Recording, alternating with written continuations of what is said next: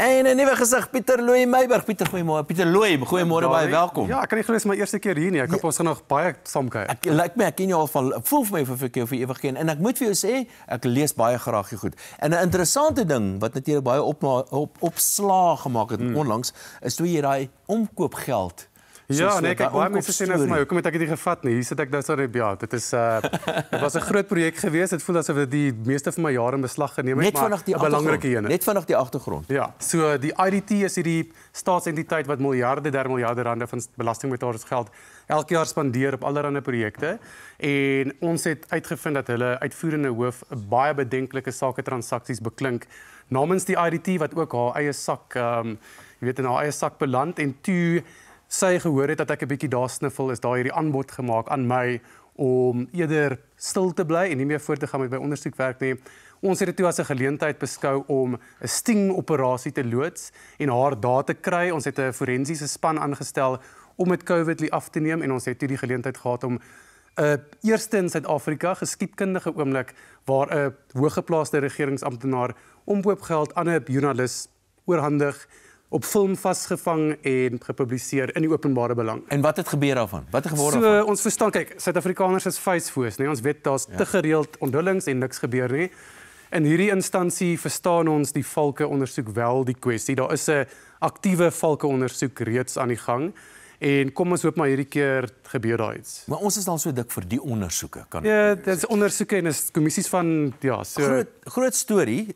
Die ambassadeur in Frankryk is dood. En daar's nou allerlei gerugte en beweringe en goed. Wat dink jy?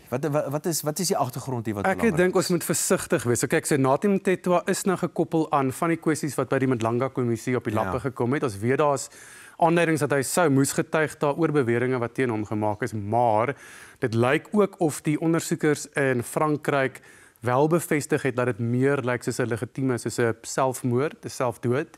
Daar is ook aanduidings dat hy wel boodskappe aan sy familie gestuur het, maar mens weet ook nie, sulke boodskappe kan ook vervals word. Ons sal maar moet kyk wat die gebeur is in die volgende weke. Ek hoor die familie het nog 'n ding oor die selfoon wat op 'n ander plek gevind is. En toe verstaan ek dat daai aanvanklike berig is nie korrek nie, dat daar 2 selfone op sy persoon was en dat beide in sy besit gevind is in die hotelkamer.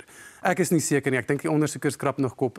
Ek dink die publiek weet regtig wat aangaan nie. Ons moet nou kyk wat hier uitkom. Ek moet vir jou sê die kommissie wat nou aan die gang is, wat ek nogal baie beïndruk is oor die wyse waarop die hele ding bestuur word, is daarom besig om 'n hele klomp goeders oop te krap. Te doen, maar ek gaan vandag 'n bietjie 'n alternatiewe teorie hier vir jou kykers bied, nê. Ek wil hê ons moet kollektief baie versigtig wees oor wat hier op die lappe kom by die Madlanga kommissie. Mkhwanazi is nie noodwendig skoon soos wat ons almal dink. Dit het ons al genoem op 'n bysaak. Ek is baie bly julle het, want ons moet in gedagte hou, hy is 'n individu wat in die hoogtyd staatskapingsjare deur Jacob Zuma ingesleep is om daar, polisiekommissaris te wees. Die acting polisiekommissaris.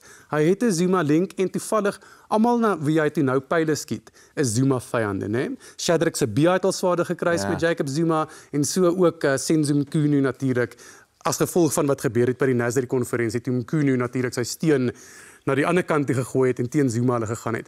Daar is moontlik ander politiekery hier wat ons nie regtig van bewus is nie. Wel, ek dink die vraag is eintlik maar, is daar iemand wat 'n mens kan vertrou? Dis die probleem. Die polisie is so vrot, jy weet nie regtig wie se goeie ouens nie. Ja, wel ek moet nog by Juju uitgekom het, maar ons het nou nie meer tyd nie. Pieter Louw Meiburg, baie dankie dat jy vanoggend 'n draai gemaak het. Dit was wonderlik en heerlik om jou te gesels. En al wat ek kan sê, doen so voort. Dankie, ek sal terug wees.